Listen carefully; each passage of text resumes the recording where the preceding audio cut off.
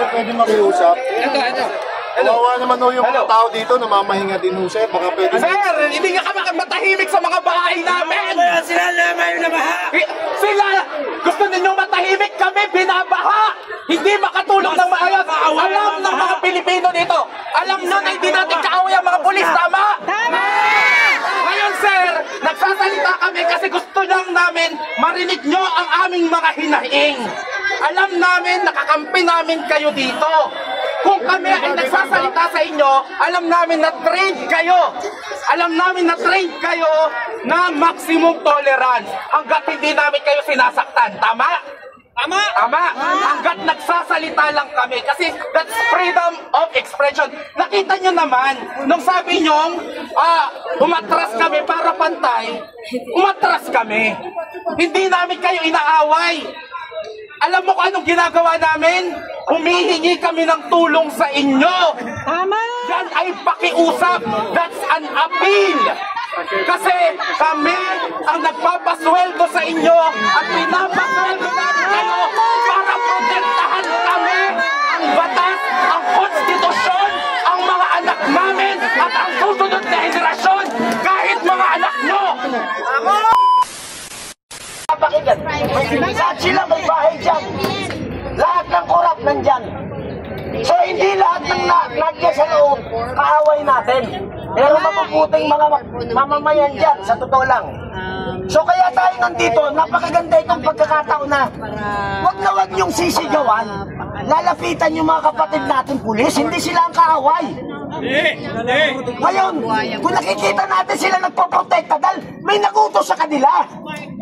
Tayo man lumagay sa kalagayan nila, ganun rin mangyayari. Puprotektahan na inutos eh. Kaya lang alam ko sa puso ko, sa tagal namin ng laban nila, General Romy Pugis, General Kita, maraming general. Sabihin ko sa inyo, Kapitan, ganito ha, ba't maputol muna kita saglit lang. Yung ginagawa nila, hindi na trabaho yan eh. Ang proyektahan mo, hindi na trabaho yan. Mali. Sa trabaho ba yan? Sandali lang. Sandali lang, naiintindihan ko yung init ng damdamin mo. Sandali lang. Sandali lang. Bakit tayo sinusunod? Makinig kayo. Makinig tayo. Saan nagsasalita? Mamaya may pagkakataon kayo magsalita para hindi tayo sabog. Saka na muna yung init ninyo. Ilabas nyo na, sir. Sige, quiet. Tao yan eh. Sasabihin nyo, naintindihan natin yung galit ng kapatid natin. Naintindihan. Dahil yung galit nila, sobra-sobra na talaga. Sa totoo lang, yung krimen, kahit hindi na natin imbestigahan eh. Mga anak natin, alam na may problema sa bansa. Alam nga nung apo ko kung sino yung kurakot sa bansa eh. Tapos tayo, hindi natin alam. Alam natin lahat. Alam natin lahat. Ngayon, ganito. Nandito tayo. Hindi para makipag-away. Madali lang gumawa ng gulo eh. Kahit kailan. Madali lang gumawa ng gulo. Sir, hindi kami nakikipag-away, nagbe-vent out lang kami kasi galit tayo sumagot. Di ba kayo hindi pwedeng sumagot? Di ba kagrupo tayo? Oo nga, bakit hindi pwedeng sumagot? Hayaan nyo na! Bakit hindi pwedeng sumagot? Susunod ka, susunod. O sige, ako susunod. Ako susunod. Yan, susunod. Sige. Sige, ako. Alam mo, sistema, natin kaya nagkakaano. Ako. Kahit tayo na nag-aaway. Hindi ko kayo nakaintindihan eh. Dali. Kapitan, ako lang. Tingnan nyo kaya hindi tayo nananalo kahit tayo nag-aaway. Sabi ko, makakapagsalita kayo. Makakapagsalita kayo. Nagsasalita, pinigilan nyo nga kami. Hindi, after sa kanya dapat. Pwede kayo magsalita. O, magsalita tayo. Ito na. Bibigyan namin kayo pagkakataon. Bibigyan natin pagkakataon para makapagsalita. Ang pakiusap ko sa ganito ha, maniwala kayo sa akin. Napakadaling gumawa ng gulo. Hindi. Pero ayaw natin yon. May mga salita tayo na akala natin galit natin. Pero nakakasakit rin tayo ng damdamin eh. Pinangiwasan natin. Ang kalaban lang natin, ginamumuhay na natin sa loob. O yan, salina. Magsalita kayo. Sige, sir. Sir, pwede makiusap? Ito.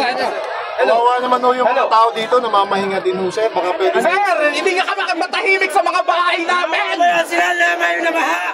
Sila, gusto ninyong matahimik kami, binabaha. Hindi makatulong ng maayos. Alam ng mga Pilipino dito. Alam nyo na hindi natin kaaway ang mga pulis, tama? Tama! Ngayon sir, nagsasalita kami kasi gusto lang namin marinig nyo ang aming mga hinaing. Alam namin, nakakampi namin kayo dito. Kung kami ay nagsasalita sa inyo, alam namin na trained kayo. Alam namin na trained kayo na maximum tolerance hanggat hindi namin kayo sinasaktan. Tama? Tama? Tama. Hanggat nagsasalita lang kami. Kasi that's freedom of expression. Nakita nyo naman, nung sabi nyo, umatras kami para pantay, umatras kami. Hindi namin kayo inaaway. Alam mo kung anong ginagawa namin? Humihingi kami ng tulong sa inyo. Tama! Yan ay pakiusap. That's an appeal. Kasi kami ang nagpapasweldo sa inyo at pinapasweldo namin kayo para protektahan kami, ang batas, ang konstitusyon, ang mga anak namin at ang susunod na henerasyon, kahit mga anak nyo. Ngayon, hindi pwedeng hindi kayo masasaktan kasi train kayong masaktan, damdamin lang ang masasaktan sa inyo. At alam nyo kung bakit nasasaktan kayo? Kasi alam nyo totoo ang sinasabi namin. Tama! Hindi namin kayo pipisikalin. Kasi alam namin nakakampi namin kayo. Tama! Kami ay nagmamakaawa. At hindi nyo kami pwedeng sabihin na hindi kami pwedeng mag-vent out ng mga galit at frustrations namin. Ito na lang ang meron kami. Hindi pa kami pwedeng maglabas ng sama ng loob. Ngayon, kami, alam namin kakampi namin kayo. At alam nyong kakampi nyo kami. Kasi mga simpleng mamamayan lang tayo lahat. Binigyan namin kayo ng kapangyarihan. Pinapasweldo namin kayo para gawin ang trabaho nyo. At yun ay protektahan ang mga Pilipino. Kami ang mga boss nyo.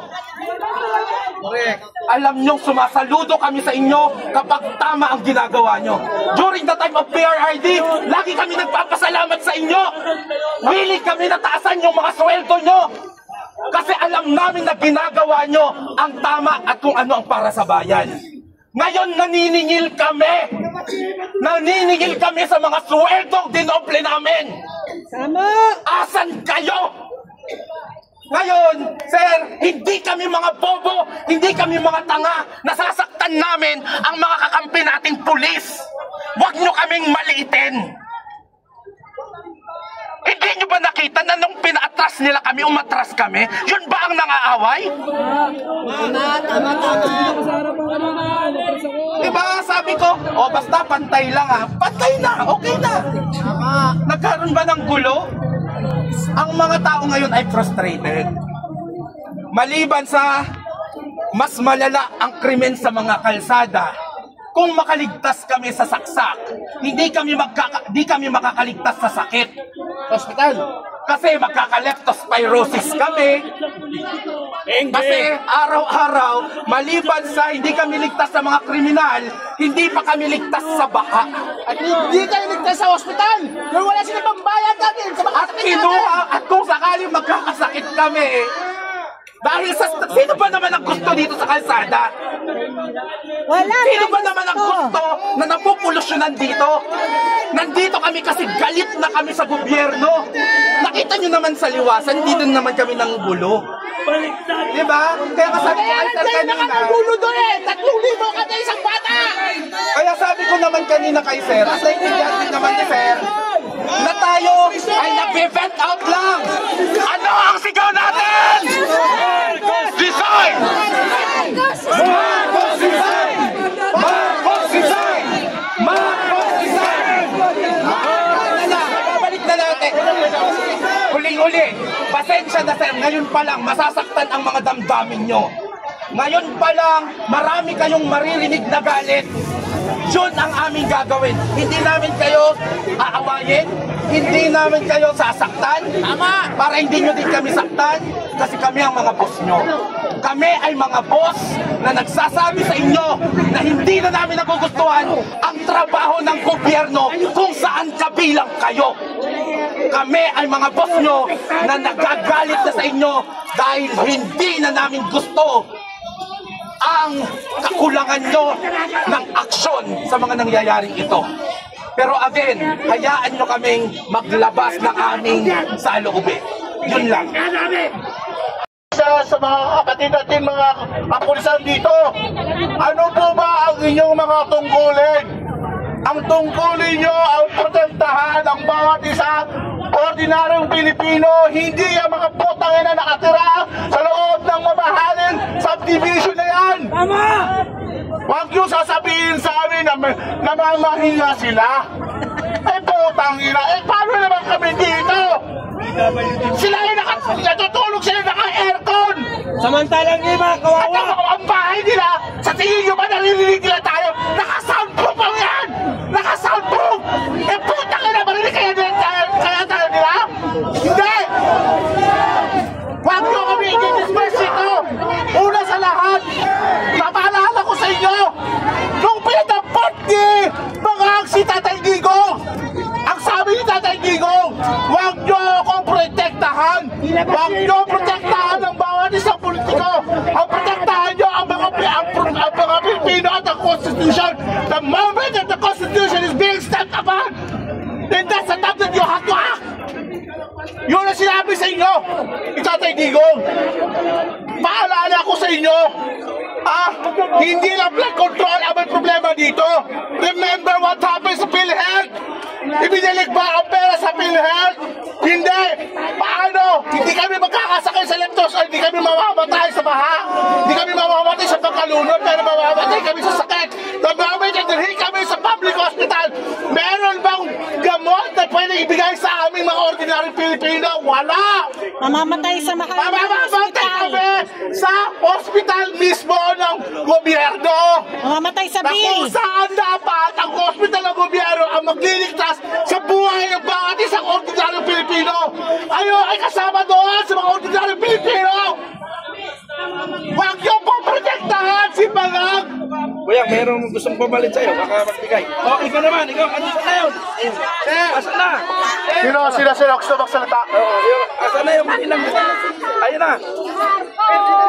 Halika na, halika na. Ito.